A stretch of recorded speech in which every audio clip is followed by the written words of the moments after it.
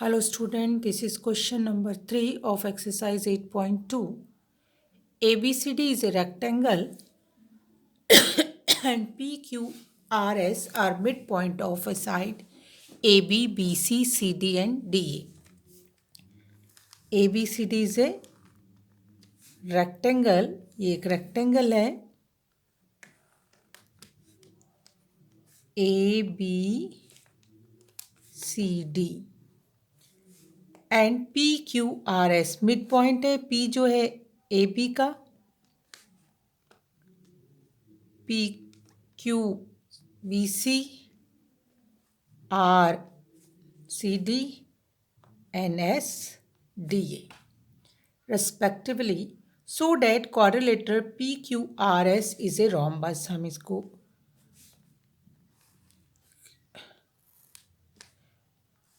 हमें ये प्रूफ करना है कि PQRS जो बन रहा है ये क्या है, क्वाड्रिलेटरल जो बन रहा है ये रोम्बस है. ठीक है, अब गिवन क्या क्या चीज़ है सबसे पहले हम लिख लेते हैं. गिवन हमें ABCD और रेक्टेंगल ये हमें गिवन है. नेक्स्ट चीज जो गिवन है PQRS mid point of PQRS mid point of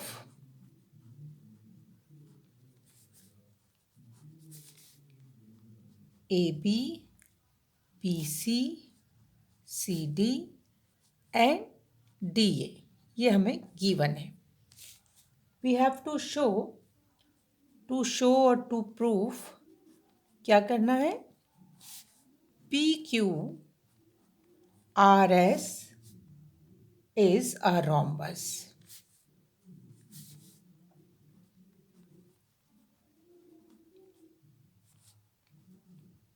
okay, अब हमें कुछ कंस्ट्रक्शन करना पड़ेगा तो हम वो भी लिखते हैं. कंस्ट्रक्शन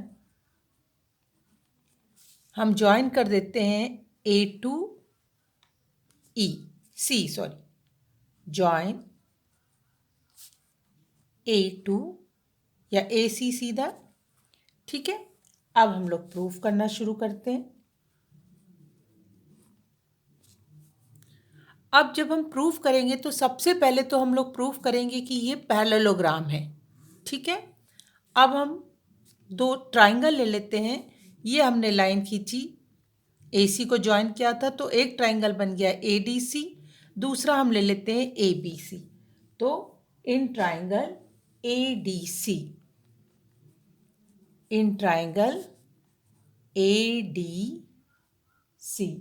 हम ADC ट्राइंगल लेते हैं. अब यदि हम इस ट्राइंगल को देखें तो इसमें क्या है, इसमें S जो है मिड पॉइंट है AD का और R जो है mid point of DC.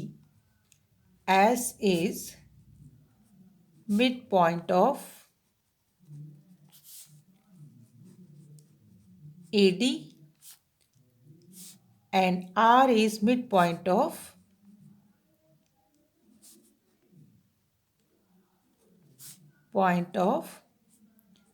CD. ये दोनों मिड पॉइंट है. ठीक है ना. अब देखिए ये एक ट्राइंगल है और पहले भी आपको बताया है कि किसी एक ट्राइंगल में अगर क्या होता है, कोई लाइन किसी थर्ड लाइन के पैरेलल खींची जाती है मिड पॉइंट से तो वो क्या होती है, पैरेलल होती है थर्ड लाइन के. तो ये हो गया, हम कह सकते हैं इसलिए SR पैरेलल टू AC.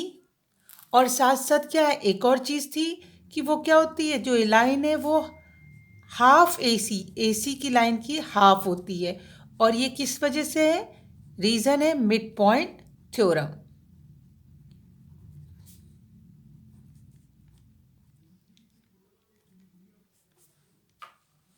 अब ये हमारा हो गया, इसको हम दे देते हैं equation 1.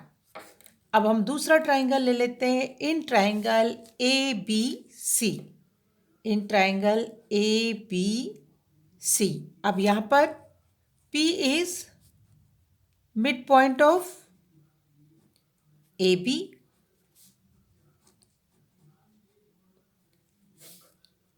and Q is midpoint of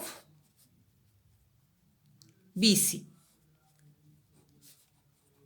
given है ये चीजें।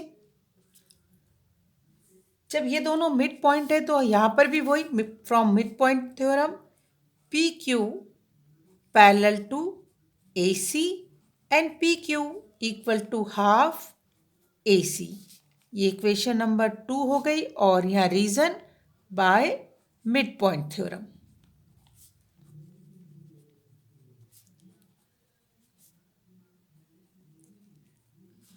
अगर हम देखें इन दोनों को, राइट साइड दोनों की सेम है, हाफ AC और पैरेलल टू AC, तो इसलिए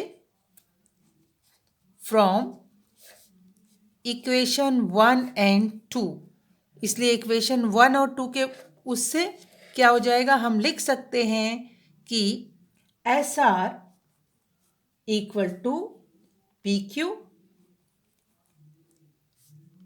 ठीक है, और सेम ऐसे हम लिख सकते हैं SR पैरेलल टू PQ। अब जब कोई भी दो लाइनें पैरेलल होती है और इक्वल होती है तो वो क्या बन जाता है, पैरेललोग्राम। तो therefore PQRS is a parallelogram. ये शॉर्ट फॉर्म में हम लिख सकते हैं पैरेललोग्राम, पैरेलल लाइन और GM। ठीक है, अब हमने ये तो प्रूफ कर दिया कि ये क्या है, पैरेललोग्राम है। अब हमें ये प्रूफ करना, और पैरेललोग्राम है तो अपोजिट साइड इक्वल होंगी, तो ये साइड इसके इक्वल एंड ये साइड इसके इक्वल है।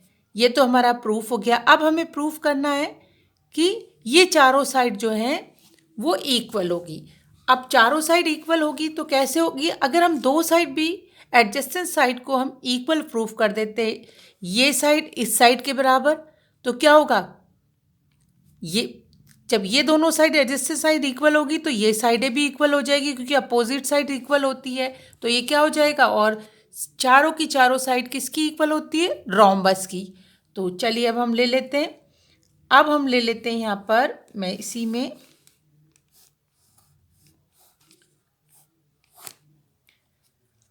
ये अब हमें प्रूफ करना है, तो इसके लिए हम क्या करते हैं, ट्राइंगल ले लेते हैं और दो ट्राइंगल को कॉन्ग्रुएंस करते हैं। चलिए पहला ट्राइंगल ले लेते हैं SAP, ये वाला ट्राइंगल। दूसरा ले लेते हैं QBP, ठीक है, ये दो ट्राइंगल हम ले लेते हैं। In triangle SAP and triangle QBP। अब हम इस ट्राइंगल को ध्यान से देखते हैं। हमें ये पता है कि ये लाइन जो है AD और ये लाइन हो गई AS। AS जो है वो क्या है, हाफ AD है। क्यों, क्योंकि S is mid point.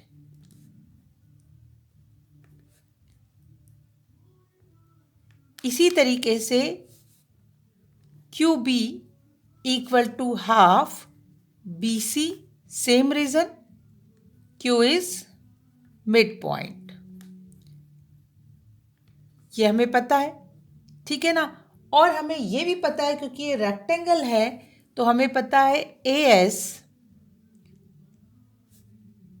Equal to, हमें ये पता है AD इक्वल टू CB, ये दोनों इक्वल हैं, therefore AS equal to QB, ये दोनों भी इक्वल हो जाएंगे क्योंकि मिड पॉइंट है। अब हम लेते हैं यहाँ पर, इनको कॉन्ग्रुएंस करते हैं। हमने दो ट्राइंगल लिए SAP और दूसरा ट्राइंगल लिया है QBP। यहाँ हम लिख लेते हैं, सबसे पहले हमें पता है AS इक्वल टू QB, ठीक है ना, और फ्रॉम एबो हमने अभी ये सारी चीज़ें निकाली, उससे ही आया।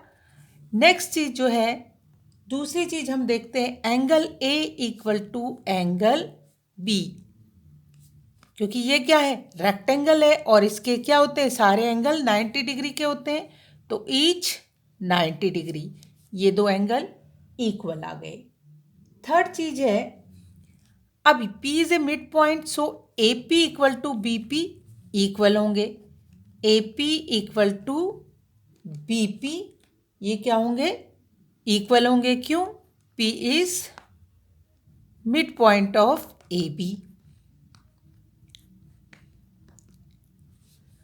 अब क्या हो गया, ये साइड एंगल साइड क्या हो गए, इक्वल आ गए। तो हम लिख सकते हैं triangle SAP congruence to triangle QBP। अब ये दोनों ट्राइंगल क्या हो गए, कॉन्ग्रुएंट हो गए। और जब ये ट्राइंगल कॉन्ग्रुएंट है तो ये एंगल और इसके सामने वाली साइड करस्पॉन्डिंग साइड, ये एंगल और इसके सामने वाली करस्पॉन्डिंग साइड्स क्या होंगी, इक्वल होंगी। Therefore SP equal to QP, किससे, बाय CP/CT। यहां पर भी आप लिखो कॉन्ग्रुएंस से, किस रूल से, by side angle side rule से। ठीक है। अब जब दो एडजेसेंट साइड किसी भी पैरेललोग्राम की क्या होती है, पैरेलल होती है, वो इक्वल होती है, तो क्या होता है, वो क्या होता है, पैरेललोग्राम रोम्बस होता है। तो यहां लिख लो आप, since adjacent side of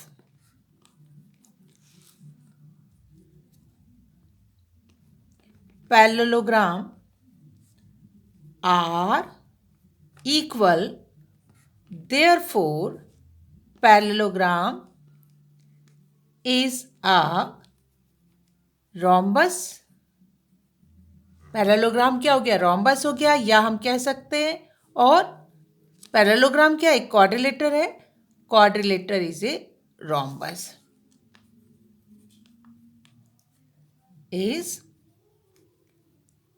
rhombus. Okay.